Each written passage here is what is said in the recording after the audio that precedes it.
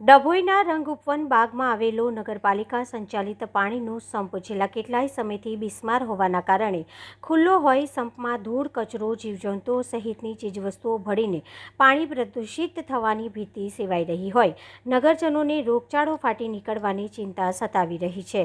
ડભોઈ નગરના રંગઉપવન સરદાર બાગ ખાતે નગરપાલિકા સંચાલિત ડભોઈ નગરની 15 ઉપરાંત સોસાયટીના 2000 જેટલા નગરવાસીઓને પાણી પૂરો પાડતો સંપ છેલ્લા કેટલાય સમયથી ઉપરના સ્લેબ સહિતનો ભાગ તૂટી જવાથી બિસ્માર હાલતમાં છે, જેના પરિણામે આ ખુલ્લા સંપમાં કચરો, ધૂળ સહિત જીવજંતુનો ઉપદ્રવ જોવા મળી રહ્યો છે।